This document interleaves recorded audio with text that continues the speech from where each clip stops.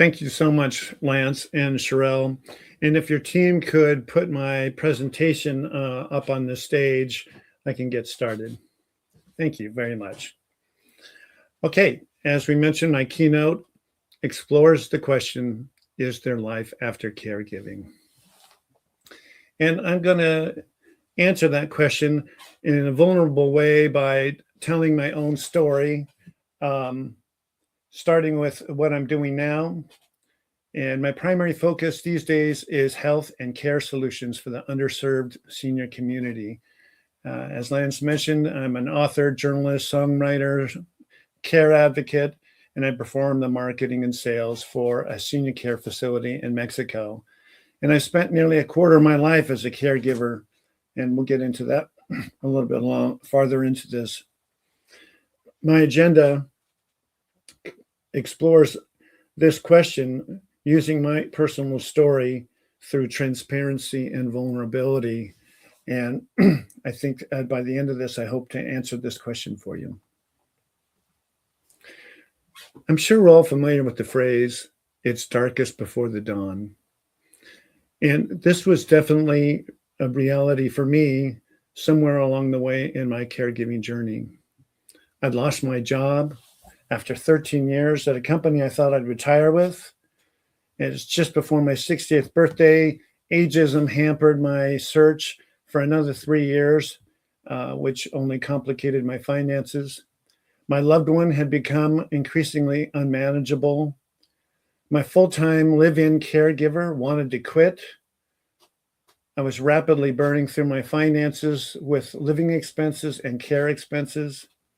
And as I explored options, they really were not meeting my needs. They were inordinately expensive, but much more importantly, they were just entirely unsatisfactory. And I was at my wit's end, exhausted, depressed, disillusioned, and desperate. My outlook was I'd care for my wife, then I'd care for my mother, then I will die alone, broke, and nobody to look after me.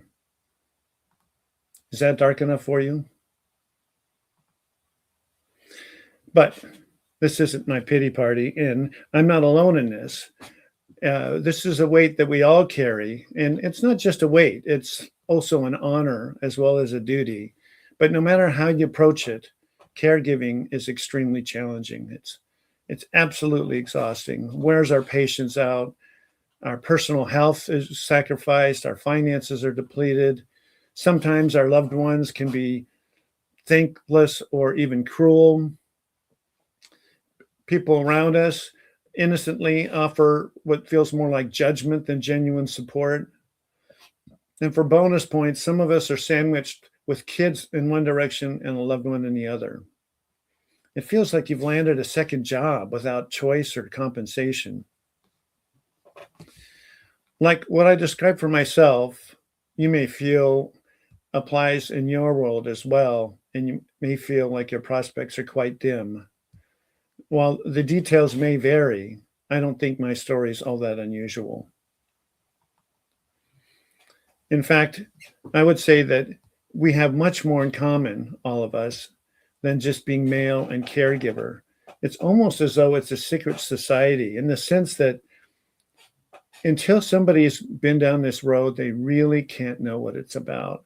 They can make an effort to be empathetic and compassionate, but this is a singular journey that is just not understood from the outside. And we're typically thrown into caregiving a bit unexpectedly. As such, most of us are overwhelmed by all the uncertainty and unknowns. I mean, this is a large space to understand everything from powers of attorney and healthcare directives and estate planning to medications and understanding the different stages that people go through and the way that we have to adapt our caregiving behaviors. There's just so much to understand. It is truly, as other people mentioned, it's overwhelming. But in addition to that, there's another more personal question that starts to surface in the background. How am I going to even survive this? And if I do, what will my life look like then? Is there life after caregiving? So let me set the stage for this story. I lived a somewhat charmed childhood in the late 50s, 60s, and 70s, a time where kids rode their Stingray bicycles here and there till dinner time. They dipped their toe in the entrepreneurship pool with summertime lemonade stands and paper routes and mowing the neighbor's lawn, and very charismatic leaders like John F. Kennedy and Martin Luther King. Uh, I felt like it was a magical time. At the same time, I moved with my family every year. And you can only spend so much of your life being the new kid before you've just had your fill. And the beginning of high school, I refused to move. My family tried to dissuade me, knowing that I'm very stubborn, and offered me some very undesirable living alternatives. And I finally found my own, and living in a country home with a friend in Mendocino. Unfortunately, not long after I'd made that choice, my father had been murdered, and my family requested that I come back and be reunited with him in Hermosa Beach, California. Not long after that, they said, "We're moving." And they moved to the Bay Area, and I said, "Well, I'm not." And so I lived with my uncle for a little while, and then I obtained jobs as a short order cook and also working weekends in a commercial lumber yard, which paid well, but was a little dangerous. But that afforded me the opportunity to convince somebody to rent me a small apartment, and which I did through high school. And then at the end of high school, I moved to the Bay Area to be reunited with my family. At that time, my soon-to-be wife's mother introduced me to a fantastic structural engineering firm in San Francisco where I took a job. And this was just as careers were beginning to appear in the workplace. Not so much in the workplace as much as tools where you would rent time on massive computers. And it wasn't something that was very appealing to most of the people in the office. So I ended up with the privilege of administering all of the computing on massive computers, computers that filled warehouses or whole floors of buildings that we rented time from, like Cray supercomputers and others that you may have heard of. And there was absolutely fabulous opportunity. Simultaneously, I acquired my undergraduate and graduate degrees at night at Golden Gate University. And that was a springboard for a progressive advancement in my career as a technology and strategy executive in all sorts of industries and locations, both domestically and internationally. I'll talk about how I ended up where I am now in a little bit. I think it'll make itself apparent. But the real story begins with my second wife, Sana. And we had a comfortable life. It was predictable with few responsibilities other than each other and our jobs. We had fulfilling Silicon Valley jobs, but they referred to as dinks, dual income, no kids. And had lots of hobbies and free time as well as a very busy work life. There were a few hardships, but it was manageable. And mostly we were building momentum, and we were definitely on a roll. In fact, we had really big plans. We were planning on taking a sabbatical, which we had been researching and training and preparing for to ride our motorcycles around the world. From my perspective, life was good. And then it wasn't. Early symptoms began to appear. My wife was having trouble with some of her motorcycle skills and some everyday life skills and in her work. We were in denial, like I think everybody is, searching for other explanations, any explanation. And I'll call it a year of hope, but it was probably a year of denial, that we worked with all sorts of specialists, including the UCSF Memory and Aging Center and the Stanford Medical Center. But in the end, we got the diagnosis: early onset Alzheimer's disease. At 47, my wife was diagnosed with Alzheimer's. We had to surrender to this reality, and our world just split in two, before and after. Um, the world as we knew it crumbled right before our eyes. But I was I was in the game. I was committed. I was fully committed. But um, as sincere as that was, it was probably equally naive. I didn't know what I was committing to, and that I had increasing work demands that were competing with growing care needs. We had years of grief. Everybody approaches this differently. Um, I'd say that my wife cried for a year. It was very, very hard on both of us. And through the ensuing years, there were escalating challenges and a lot of resistance to any kind of caregiving support from outside people as well as myself. Eventually brought in a 24/7 live-in caregiver. Even then, there were attempted escapes. I had to put deadbolts on the doors, and my wife would actually break the handles off of the doors trying to escape. She escaped out of cars and intersections when we were stopped at a stoplight. Melted cookware, police visits, paranoia, fears. She even told our living caregiver that she was going to murder me in my sleep. So we had to um, hide everything that felt like it could be used as a weapon and put deadbolts on the other bedrooms and all sleep separately. Um, everybody's um, dementia or Alzheimer's manifests differently, and everybody's caregiving journey is different, but this is how mine went. After almost 8 years, love and sheer will were not enough. A better solution was needed. And while this was going on, we had a morale crisis at work. After doubling in size, we made a huge acquisition. We bought another 125 stores. And shortly after that, the recession in 2007 hit, and we had to do the first layoffs in our 50-year history. People were pretty upset, and the morale was at an all-time low. I started and led a large charity initiative to try to redirect our attention. There's nothing that takes your eyes off of your own self-pity when you're helping others. And this was really a wonderful opportunity for not only for the company, but it turned out as it was a wonderful opportunity for me as well. Through this process, I discovered so many people had been going through all kinds of hardships that I never would have imagined. They were just quietly suffering. And I also found that those that had the least to give in terms of time and money were the ones that gave the most, which is an interesting paradox. But it was definitely leading to my awakening of my own privileged life up to that point. It was the beginning of an aha moment that would be a turning point in my life. So through all of this, a new capacity arose in me for generosity and kindness and humility, born from pain and loss.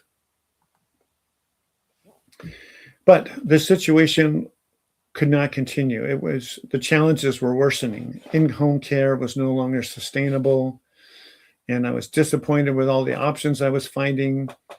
I'd read many, many books. The most recent book I read was Where is Whitney Now? And it was a husband's accounting of the very similar journey to my own with his wife and Alzheimer's. And at the end, he said that he had found this incredible place in San Miguel de Allende. So my mother lived in San Miguel, and I asked her if she could connect me with the author, which she did. And after we spoke for a bit, he said, "This is absolutely the place for you and your wife. Come on down and I'll give you a tour myself." But unfortunately, he had a stroke. But I did get down there and I spent a week. I spent time with the residents, with the staff, I got to know the facilities, the area, and I had so much guilt confronting the reality that I was not going to be able to fulfill my promise to care for my wife, myself in our home, that I was overwhelmed with how wonderful this place was, and that they would be able to actually do a better job than I had been doing. So I cried the first day I was there. Cielito Lindo provided 7 more years of extraordinary care for my wife. With that final phase of care in place and more years had passed, my expectations for myself were isolation and grief, as well as financial hardships. It was much less expensive in Mexico, but it was still equal to many families' entire budget for living expenses, out of pocket with no support. As the years went on, the last thing I expected was to meet somebody new, and it happened by chance. And initially, I was deeply conflicted with this, and my friends divided on both sides of the fence. Some said, "How could you?" And others said, "I'm so happy for you." But early on, my wife had once told me, "Honor me, but live on and be happy." So I embarked on this relationship, but I explained I have this very serious commitment that I'm going to follow through on for as long as it takes. And fortunately, she said, "I wouldn't want to be with you if you weren't that kind of person. So I get it, and let's do this together." In the end, Sana passed peacefully in her sleep 15 years after we started to suspect that there was a problem. Today, I'm happily remarried, children and grandchildren, semi-retired after 47 years, reveling in my newfound purpose. Grief remains. When sometimes we talk about getting over grief, you don't get over it, you get through it. And it becomes part of the fabric of who you are. It just doesn't dominate your mind and your attention the same way, but it changes you for the rest of your life.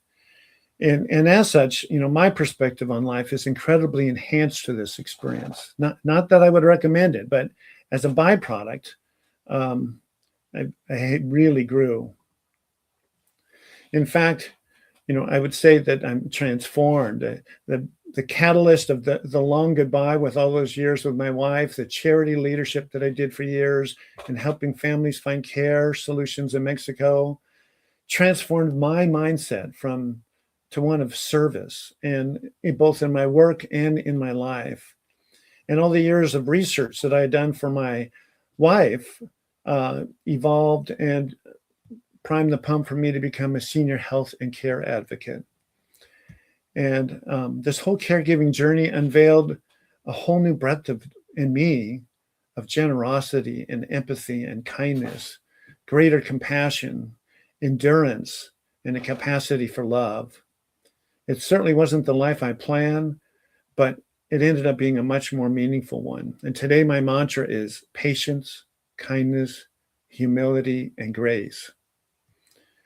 You could say that my life has been shaped by loss, clarified by purpose, and now devoted to service. I wrote many songs, as was mentioned earlier, and this particular song is the story of my transformation. I just want to read you a few lines from the chorus here. Turning sorrow into something sweet, making gold from worn out grief. By loving deep and loving free, every tear that fell through me became a balm for someone's need. That's not just healing, that's alchemy. So back to the question, is there life after caregiving? And before I explore that further, I just want to take you on a little side story. I think it's easier sometimes to think about something when we're thinking about it in the third person and not ourselves. So I'm going to tell you a little story about my younger brother who lives a very counterculture life. He's tattooed every inch of his body. His name is named Lord Relentless Ha. He lives in South San Francisco and has been HIV positive for 30 years. Many years ago, I used to have him come and do work around my house as an opportunity for me to just give him money, really. And he showed up one day and he spoke to me, gritting his teeth, saying, "Hi, James." And I said, "What's that about?" And he explained that in his neighborhood at the start of the month, when the government checks come, there's a lot of drug activity that goes on. And somebody who had just lit up was now accosting an older woman across the street at a bus stop. And he went over to intercede, and the guy caught him off guard and broke his jaw. I said, okay, I'd put that as an 11 on the scale of 1 to 10. And he said, yeah. And then he pulled out a pair of tin snips out of his back pocket and said, my medications, I take so many medications, and sometimes it makes me throw up. And if I feel that coming on, I've got to snip the wires quickly so I don't suffocate. And I said, okay, you firmly cemented yourself in the 11 on a scale of 1 to 10. And he said, if a teenage girl gets a hangnail and it's the most painful experience she's ever had, that's a legitimate 10 for her. He said, for me, this is a 7. And I tell that story to highlight that caregiving rewires how we see life. While we're in the middle of it, it may be hard to see, but pain is relative. And this perspective is a hard-earned one, but it's also a gift. And through contrast, gratitude is revealed. We discover something new amongst ourselves, a greater appreciation for life, for living, for every day, for this moment. So the bottom line is, at least from my perspective, is yes, there is life after caregiving. But this is only my story, and only you can guess how your stories are going to play out. But we do get to choose how we are shaped by our circumstances. Victimhood or an opportunity for growth and rediscovery. I chose my context for those caregiving years and the ultimate loss of my wife, and I see it as a graduate degree in the human condition. And as a result, I'm a far better man. So my days, and I work more now than I ever did, but I don't even consider it work because it's so meaningful to me. I feel like I now have a greater purpose in my life than the other 5 decades that I worked. And I do a lot of work for and through Cielito Lindo with their website and all the writing I do and marketing and working with families. I spend a lot of time consulting on the phone and video calls, helping families work their way through their caregiving needs and possibly choosing us as a solution. As we've said, I've now written 60 songs, and I publish those through the Resilient Heart. I've also recently written a book and published that through Resilient Heart Press and public speaking. But at the heart of all this, it's just that I have the privilege of helping others, both directly and indirectly, as they go down this same road. Everything I've listed above supports my mission, which is to foster informed decision-making and drive positive change within the senior health and care industries. This is the Cielito Lindo website. It's very colorful and packed full of information. I've written hundreds of articles for caregivers about medical needs, about the healthcare industry, about new medical advances, and for friends and family on the periphery of caregiving to help them get greater perspective and understanding of what we're going through. I've written a weekly newsletter. It's very comprehensive every week for 7 years. I have a massive YouTube channel with over 70 playlists and 1,700 curated videos. And then there's the Resilient Heart for music. And I've written songs like The Things I Should Have Said, The Long Goodbye, The Empty Side of the Bed,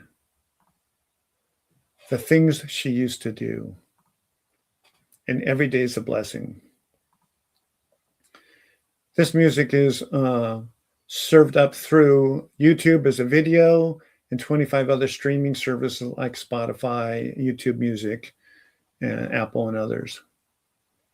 Then, as I had mentioned at the outset, I had recently published a book, It's the book I was looking for, and it's the way I felt about Alzheimer's and dementia as I had encountered it, which is there's no easy answer. It's not a simple topic, and there's no clear-cut answers. Even the diagnosis takes forever, and they're rarely absolutely clear. I used the Kubler-Ross stages of grief: denial, anger, acceptance, reconciliation, reconstruction, and bargaining, as a way to talk about the journey and the different phases that we go through with our loved one. And the second half of the book is a reference guide for a lot of different situations that we will encounter and how to handle those. So I don't want to do too much thank yous because everyone ahead of me has already said profuse thank yous. I'll just echo their remarks. And if you wish to access any of the information that I've presented, I've got links here, which I believe this presentation will be shared. And also the QR code in lavender is my caregiving contact information, and the pale blue is all of my digital marketing and other professional work like agentic AI work. That completes my presentation.